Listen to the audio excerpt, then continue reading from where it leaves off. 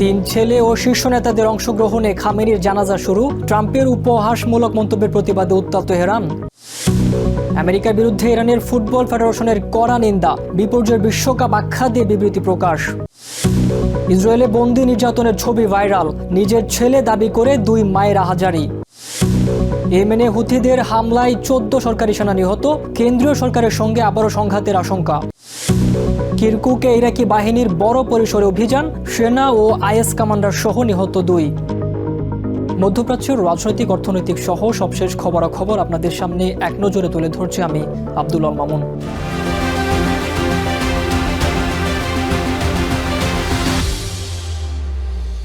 ইরানের প্রয়াত সর্বোচ্চ নেতা আয়াতুল্লাহ আলী খামেনির 3 ছেলের উপস্থিতিতে আনুষ্ঠানিক জানাজা শুরু হয়েছে। রবিবার রাষ্ট্রীয় মর্যাদায় তেহরানের ইমাম খোমেনি গ্র্যান্ড মুসল্লায় প্রেসিডেন্ট মাসুদ পেজেশকিয়ান, প্রধান বিচারপতি গোলাম হোসেন মোহসেন এজেই, পার্লামেন্টের স্পিকার বাঘের ঘালিবাফ সহ রাষ্ট্রীয় শীর্ষ কর্মকর্তা এবং খামেনি পরিবারের সদস্যরা অংশ নেন। আনুষ্ঠানিকভাবে প্রথম এই জানাজায় প্রয়াত আলী খামেনির 3 ছেলে মোস্তফা, মাসুদ ও মেইসাম খামেনি অংশগ্রহণ করেন। তবে বর্তমান সর্বোচ্চ নেতা খামেনির দ্বিতীয় ছেলে মোস্তফা খামেনি জানাজায় অংশ নেননি। ইরানের রাষ্ট্রনায়ক হিসেবে নিরাপত্তার খাতিরেই বাবার শেষ বিদায়ের অনুষ্ঠানগুলো থেকে তিনি বিরত থাকছেন। আইআরজিসি প্রধান আহমদ ওয়াহিদি তার কয়েকজন সামরিক সঙ্গী সহ জানাজা ও দোয়ায় অংশ নেন। কঠোর নিরাপত্তা ও শিয়া ধর্মীয় রীতি মেনে পৃথকভাবে ধাপে ধাপে খামেনির জানাজা সম্পন্ন হবে। 9 জুলাই খামেনির জন্মশহর মাশহাদে সবশেষ জানাজা শেষে তাকে ইমাম রেজা মাজারে সমাহিত করা হবে। ইরানের প্রয়াত সর্বোচ্চ নেতা আয়াতুল্লাহ আলী খামেনির শেষকৃত্য অনুষ্ঠানে যোগ দেয়া লাখো মানুষের কান্নাকে ভুয়া কান্না বলে মন্তব্য করেছেন প্রেসিডেন্ট ডোনাল্ড ট্রাম্প। ট্রাম্পের এমন মন্তব্যে ফুঁসে উঠেছেন দেশটির সাধারণ ইরানিরা। রবিবার তেহরানে খামেনির বিদায় অনুষ্ঠানে সমবেত জনতা ট্রাম্পের এই বক্তব্যকে চরম অপমানজনক আখ্যা দিয়ে তীব্র নিন্দা জানিয়েছেন। একই সাথে শোক মিছিল থেকে প্রেসিডেন্ট ডোনাল্ড ট্রাম্প এবং ইসরায়েলি প্রধানমন্ত্রী বেঞ্জামিন নেতানিয়াহুকে মৃত্যুদণ্ডের দাবি সংবলিত প্লেকার্ড প্রদর্শন করে ক্ষোভ জানান তারা। প্রেসিডেন্ট ডোনাল্ড ট্রাম্পের একটি মন্তব্য যেন আগুনে ঘি ঢেলেছে তেহরানের রাজপথে। খামেনির জানাজায় ইরানিদের অশ্রুপাত দেখে ট্রাম্প মন্তব্য করেছিলেন, তিনি ভেবেছিলেন মানুষ খামেনিকে ঘৃণা করে, তাই এই কান্না হয়তো ভুয়া কান্না। ট্রাম্পের এমন উপহাসের জবাবে রবিবার তেহরানের গ্র্যান্ড মুসল্লায় ক্ষোভে ফেটে পড়েন সাধারণ ইরানিরা। তেহরানে এদিন সামরিক বাহিনীর সদস্যদের ব্যাপক উপস্থিতিও চোখে পড়ে। ইরানিদের স্পষ্ট কথা, 47 বছর আগে কোনো ভুয়া কান্নার জন্য তারা ইসলামিক বিপ্লব করেননি। হাজারো শহীদদের উৎসর্গও করা হয়নি পশ্চিমাদের নাটক দেখানোর জন্য। একই সাথে যুদ্ধে জয়ী হওয়ার দাবি ও ইউএস ইসরায়েলের বিরুদ্ধে ক্ষোভ জানান তারা। আমরা 47 বছর আগে ভুয়া চোখের জল ফেলার জন্য বিপ্লব করিনি। এই সমস্ত শহীদদের আমরা মিকি কান্নার জন্য উৎসর্গ করিনি। আমি ইসলামী বিপ্লবের যোদ্ধাদের বিজয়ের জন্য প্রার্থনা করেছি। আমার বিশ্বাস তারা বিজয়ী হবে। এই যুদ্ধে আমরাই জিতব এবং ইসরায়েল ধ্বংস হবে। শুধু মুখের জবাবে সীমাবদ্ধ থাকেনি এই ক্ষোভ। প্রয়াত সর্বোচ্চ নেতার শেষ বিদায়ে অংশ নেওয়া লাখো জনতা সরাসরি ট্রাম্প এবং ইসরায়েলি প্রধানমন্ত্রী বেঞ্জামিন নেতানিয়াহুর মৃত্যুদণ্ড দাবি করেছে। শোক মিছিলে নেতানিয়াহুকে হত্যা করো, ট্রাম্পকে হত্যা করো শীর্ষক স্লোগান সম্বলিত প্ল্যাকার্ড প্রদর্শন করে এই দাবি জানান তারা।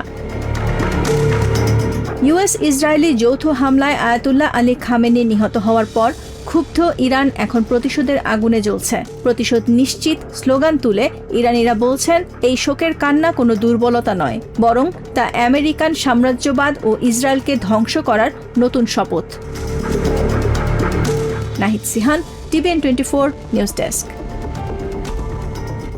আমেরিকায় অনুষ্ঠিত ফুটবল বিশ্বকাপ চলাকালীন নিজেদের জাতীয় দলের প্রতি ওয়াশিংটনের বৈষম্যমূলক আচরণের তীব্র নিন্দা জানিয়েছেন ইরান।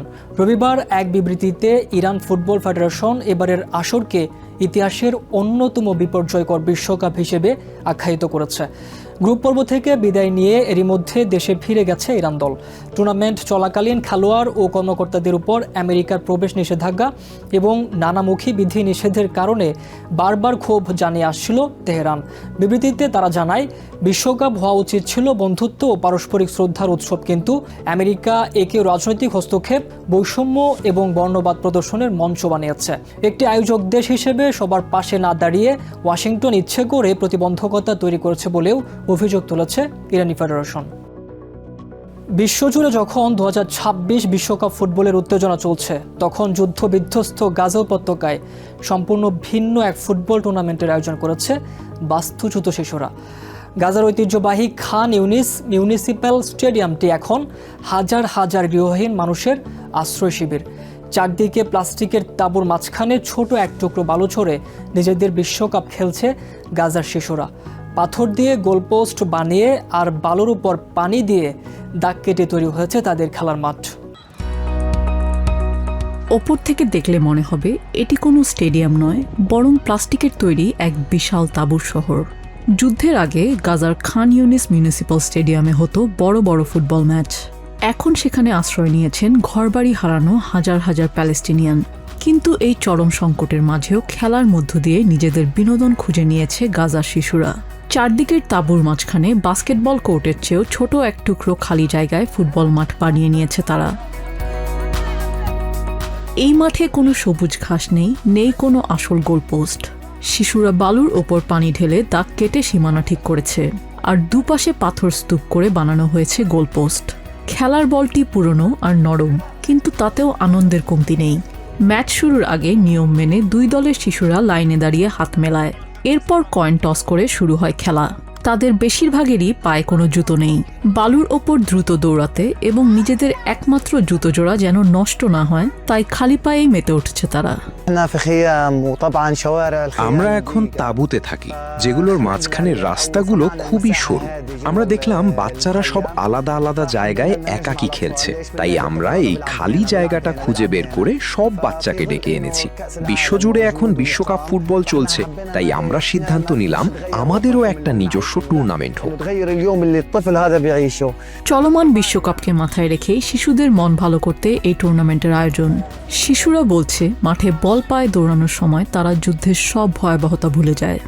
গাজার বেশিরভাগ স্টেডিয়ামই এখন ধ্বংসপ্রাপ্ত নয়তো আশ্রয় শিবির। গাজার সবচেয়ে বড় এই ক্রীড়াঙ্গনটি এখন বেঁচে থাকার লড়াইয়ের জায়গা। তবে সব হারিয়েও বালুর মাঠে শিশুদের বল তাড়িয়ে বেড়ানো আর দর্শকদের হাততালি প্রমাণ করে সব প্রতিকূলতার মাঝেও গাজায় জীবন ও খেলা কোনোটিই থেমে যায়নি। আমি যখন খেলি তখন ভুলে যাই যে আমি একটা তাঁবুতে থাকি। আমি যুদ্ধটার কথাও ভুলে যাই। মানুষ যখন আমাদের জন্য চিৎকার করে হাততালি দেয়, আমি অতীতের সব খারাপ স্মৃতি ভুলে যাই। আমি আশা করি এই মাঠটা যেন আগের মতো হয়ে যায়। আসল সবুজ ঘাস, গ্যালারিতে বসার সিট আর দর্শক, ঠিক যুদ্ধের আগের দিনগুলোর মতো। এই টুর্নামেন্ট গাজার শিশুদের বাস্তবতার নিষ্ঠুর রূপ হয়তো বদলে দিতে পারবে না, তবে একটি দিনের জন্য হলেও তাদের মুখে হাসি ফুটিয়েছে। আর শিশুদের এই বল নিয়ে ছুটে বেড়ানো বিশ্ববাসীকে বার্তা দিচ্ছে সব হারিয়েও তারা বেঁচে থাকার লড়াইয়ে হেরে যায়নি। নিজিয়া জামি, টিবিএন 24 নিউজ ডেস্ক। ইসরায়েলি হেফাজতে থাকা এক প্যালেস্টিনিয়ান বন্দীকে হাত পা বেঁধে নির্মম নির্যাতনের একটি ছবি সম্প্রতি সামাজিক মাধ্যমে ছড়িয়ে পড়েছে। ছবিটি আসল বলে স্বীকার করলেও ওই ব্যক্তিকে বা তাকে কোথায় রাখা হয়েছে তা এখনও জানায়নি ইসরায়েলি সেনাবাহিনী। তবে ভাইরাল হওয়া সেই ছবি দেখে গাজার দুই মা দাবি করেছেন নির্যাতনের শিকার ব্যক্তিটি তাদেরই নিখোঁজ সন্তান। সন্তানের শরীরের ক্ষতচিহ্ন আর অবয়ব দেখে কান্নায় ভেঙে পড়েন তারা। প্যালেস্টিনিয়ান বন্দীদের উপর এমন অমানবিক আচরণের তীব্র নিন্দা জানাচ্ছে বিশ্ববাসী। চোখে পট্টি বাঁধা শুধু অন্তর্বাস পড়া এক প্যালেস্টিনিয়ানকে খাটের উপর করে বেঁধে রাখা হয়েছে। হাত দুটি পেছনে শক্ত করে বাঁধা আর একটি কাঠের লাঠি ডান পা থেকে ঘাড় পর্যন্ত পিঠের সঙ্গে আটকানো। সম্প্রতি এক ইসরায়েলি সেনার অ্যাকাউন্ট থেকে গুড মর্নিং লিখে পোস্ট করা এই ছবিটি বিশ্বজুড়ে তোলপাড় সৃষ্টি করেছে। ইসরায়েলি সেনাবাহিনী ঘটনার সত্যতা স্বীকার করে তদন্তের কথা বললেও এখনও প্রকাশ করেনি ওই বন্দীর নাম। তবে ছবিটি দেখার পর থেকে গাজার আল-মাগাজি শিবিরে বসবাসকারী মা রানা আবু নাসারের দাবি, নির্যাতনের শিকার ওই যুবক আর কেউ নন, তারই ছেলে ওসামা আবু নাসার। 2 দিন আগে মোবাইল খুলেই আমি ছবিটা দেখি। প্রথম দেখাতেই আমি বুঝতে পারি এটা ওসামা। আমি ওর বাবাকে ডেকে বললাম, দেখো এটা ওসামার ছবি। আমি আমার ছেলের শরীর খুব ভালো করে চিনি। ওর পায়ে একটা ফোলা ভাব আর ক্ষত আছে। ছবিতে ঠিক বাঁ পায়ে সেই একই ক্ষত দেখা যাচ্ছে। গত ১৯ মার্চ নিজের ১ বছর বয়সী সন্তানসহ ইসরায়েলি সেনাদের হাতে আটক হন মানসিক সমস্যায় ভুগতে থাকা ওসামা। পরে রেড ক্রসের মাধ্যমে শিশুটিকে ফেরত দেয়া হলেও ওসামাকে আটকে রাখা হয়। পরিবারের অভিযোগ, সে সময় ওসামার ছোট্ট সন্তানের পায়েও সিগারেটের ছ্যাঁকার দাগ ছিল, যদিও ইসরায়েল তা অস্বীকার করেছে। গ্রেপ্তারের পর থেকে ওসামার আর কোনো খোঁজ পায়নি পরিবার। ফলে ভাইরাল হওয়া এই ছবি এখন ছেলের বেঁচে থাকার একমাত্র প্রমাণ। তবে ছবিতে নির্যাতিত ব্যক্তিকে মারাত্মক শীর্ণকায় দেখার পর চরম উদ্বেগে দিন কাটছে এই মায়ের। এদিকে গাজা সিটির এক আশ্রয় শিবিরে থাকা জুদে আল ঘুল নামে আরেক মায়ের দাবি, ছবিটি তার ছেলে আমিন আল ঘুলের। গত বছরের নভেম্বরে গাজার দক্ষিণ থেকে উত্তরে যাওয়ার পথে আমিনকে গ্রেপ্তার করেছিল ইসরায়েলি বাহিনী। আমিনের চুল, দাড়ি এবং শরীরের অবয়ব দেখে তিনি জানান এটি তার ছেলে। আমিনের ভাই ফাদিও নিশ্চিত করেছেন, ছবিতে যুবকের উরুতে যে ক্ষত দেখা যাচ্ছে তা আটকের সময় গুলিতে আহত হওয়ার সেই পুরনো দাগ। এই ছবিটা দেখার পর আমার বুকটা ভেঙে গেছে। ও আমারই সন্তান। প্রথম দেখাতেই আমি ওকে চিনতে পেরেছি। ওরা ওকে এভাবে বেঁধে রেখেছে। আমাদের সন্তানদের ওপর ওরা কি ধরনের বর্বর নির্যাতন চালাচ্ছে। এরা পশুর চেয়েও অধম। কোনো মানুষ কিভাবে এমন কাজ করতে পারে? বর্তমানে গাজার প্রায় ১,২০০ প্যালেস্টিনিয়ানকে কোনো নির্দিষ্ট মেয়াদ ছাড়াই ইসরায়েলি কারাগারে বন্দী করে রাখা হয়েছে। প্যালেস্টিনিয়ান প্রিজনার্স সোসাইটি জানিয়েছে, ভাইরাল হওয়া ছবিটির সূত্র ধরে তারা ওসামা এবং আমিন দুজনের নামই ইসরায়েলি কর্তৃপক্ষের কাছে জমা দিয়েছে, যেন আইনজীবীরা তাদের সাথে দেখা করে আসল পরিচয় নিশ্চিত করতে পারেন। তবে এই আইনি প্রক্রিয়া অত্যন্ত দীর্ঘ ও জটিল। ইসরায়েলের এই নির্মম গোপন বন্দিশালায় আর কত প্যালেস্টিনিয়ান এমন অমানবিক নির্যাতনের শিকার হচ্ছেন, সেই প্রশ্নই এখন বড় হয়ে দাঁড়িয়েছে। নিজিয়া জামি, TVN 24 নিউজ ডেস্ক। ইয়েমেনের বন্দরনগরী হুদেইদার দক্ষিণাঞ্চলে ইরান সমর্থিত হুথি বিদ্রোহীদের অতর্কিত হামলায় আন্তর্জাতিকভাবে স্বীকৃত সরকারের অন্তত 14 জন সেনা নিহত হয়েছেন। রবিবার ইয়েমেনি সামরিক সূত্র জানায়, শনিবার ভোরে দক্ষিণ হুদেইদার হেইস জেলায় এই হামলার ঘটনা ঘটে। সরকারি বাহিনী কয়েক ঘন্টার তীব্র লড়াই শেষে হুথিদের এই আক্রমণ প্রতিহত করলেও তাদের সেনাদের এই প্রাণহানি ঘটে। এতে হুথি বিদ্রোহীদের বেশ কয়েকজন হতাহত হয়েছে বলে জানা গেছে। 2022 সালে জাতিসংঘের মধ্যস্থতায় যুদ্ধবিরতির পর থেকে ইয়েমেনে হুথিদের সাথে সৌদি সমর্থিত কেন্দ্রীয় সরকারের সংঘাত অনেকটাই স্থবির ছিল। তবে শুক্রবার হুথি সমর্থিত একটি ইরানি বিমান অবতরণে সৌদি আরব বাধা দেওয়ার চেষ্টা করেছে এমন অভিযোগ তুলে হুথিরা রিয়াদের বিমানবন্দর ও গুরুত্বপূর্ণ স্থাপনায় হামলার হুমকি দেয়। আর এরপরই এই হামলার ঘটনা ঘটল। ইরাকের কিরকুক প্রদেশে উগ্রবাদী গোষ্ঠী IS-এর আস্তানা লক্ষ্য করে বড় ধরনের বিমান ও স্থল অভিযান চালিয়েছে দেশটির যৌথ বাহিনী। রবিবার নিরাপত্তা সূত্র জানায়, অভিযানে হাসান খুদাই নামে ইরাকি সেনাবাহিনীর এক ফার্স্ট লেফটেন্যান্ট নিহত হয়েছেন। এছাড়া 2 দিন ধরে চলা এই অভিযানে এক শীর্ষ IS কমান্ডার, এক স্নাইপার সহ 2 জঙ্গি নিহত হয়েছেন। আমেরিকা নেতৃত্বাধীন global coalition to defeat ISIS এর সমর্থনে ইরাকি F-16 যুদ্ধবিমানগুলো উত্তর কিরকুক প্রদেশের দিবিস জেলায় আইসিসের অবস্থানে এই বিমান হামলা চালায়। অন্যদিকে সুলাইমানিয়া সহ বিভিন্ন প্রদেশ থেকে IS-এর এক শীর্ষ বোমা প্রস্তুতকারক সহ 3 সন্দেহভাজনকে গ্রেপ্তার করা হয়েছে। 2017 সালে IS-এর ভৌগোলিক পরাজয় হলেও কিরকুক, সালাউদ্দিন ও নেনেভে প্রদেশের বিরোধপূর্ণ অঞ্চলগুলোতে তাদের সুপ্ত ঘাঁটি বা স্লিপার সেল এখনও সক্রিয় রয়েছে।